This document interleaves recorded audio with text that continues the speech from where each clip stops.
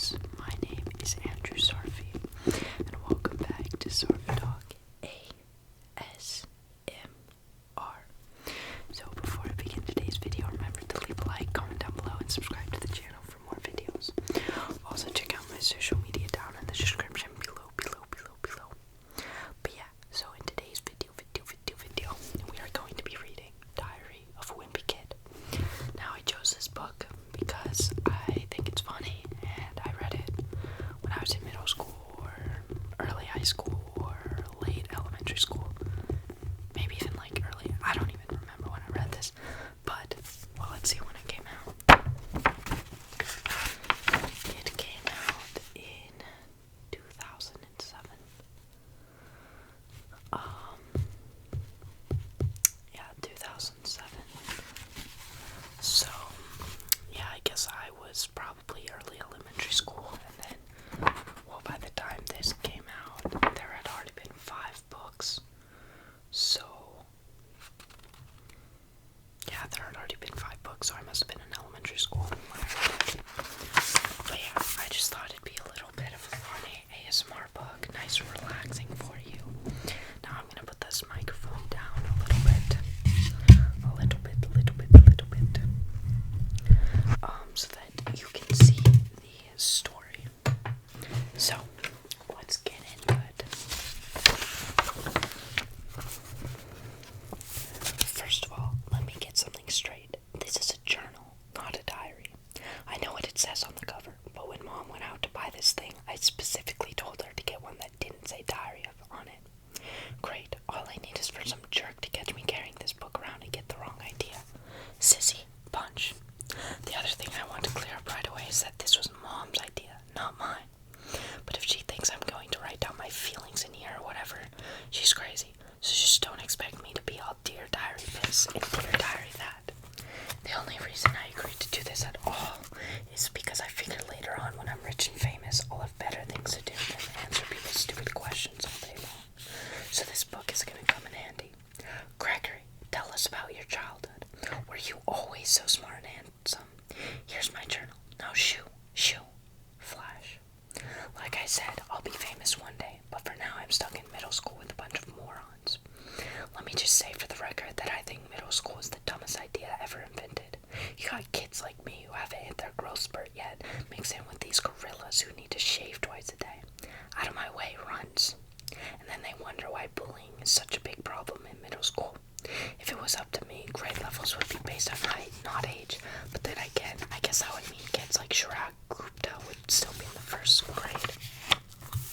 Today is the first day of school, and right now we're just waiting around for the teacher to hurry up and finish the seating chart.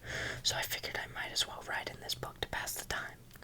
By the way, let me give you some good advice. On the first day of school, you got to be real careful where you sit. You walk into the classroom and just plunk your stuff down on any old desk, and the next thing you know, the teacher's saying, I hope you all like where you're sitting, because these are your permanent seats.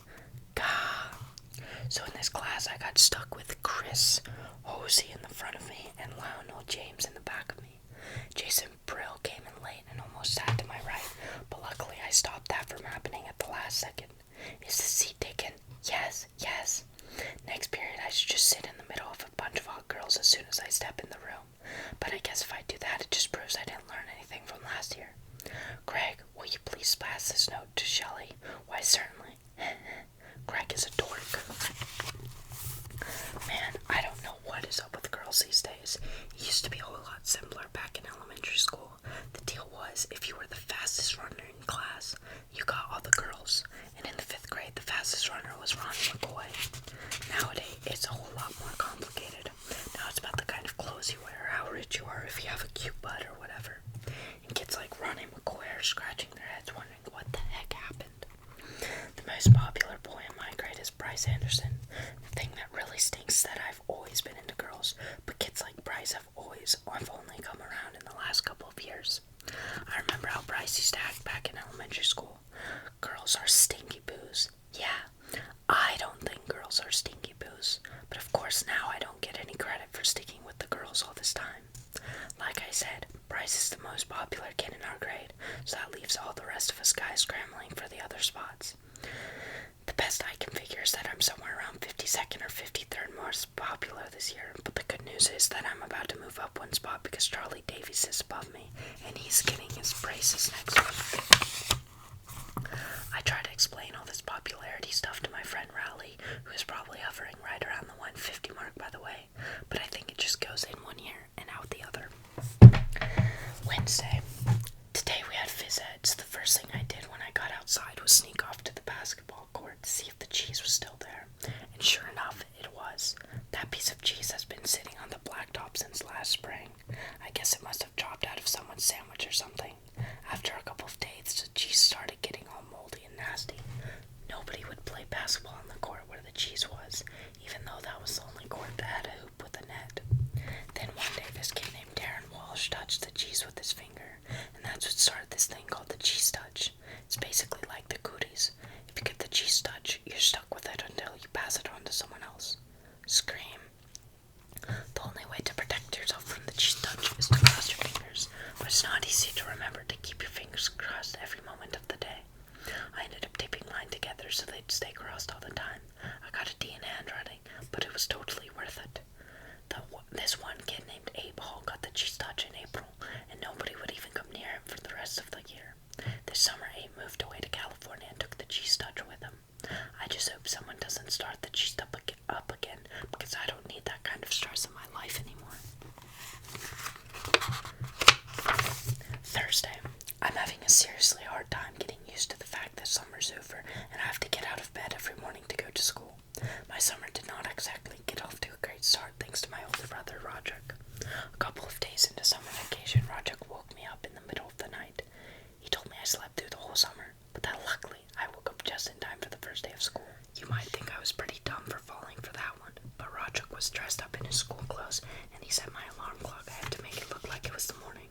Plus, he closed my curtain so I couldn't see that it was still dark out. After Roderick woke me up, I just got dressed and went downstairs to make myself some breakfast like I do every morning on a school day. But I guess I must have made a pretty big racket because the next thing I know, Dad was downstairs yelling at me for eating Cheerios at 3 in the morning. It took me a minute to figure out what the heck was going on. After I did, I told Dad that Roderick had played a trick on me, and he was the one that should be getting yelled at. Dad walked down to the basement to chew Roderick out, and I tagged along. I couldn't wait to see Roderick get what was coming to him. But Roderick covered up his tracks pretty good. And to this day, I'm sure Dad just thinks I have a screw loose or something.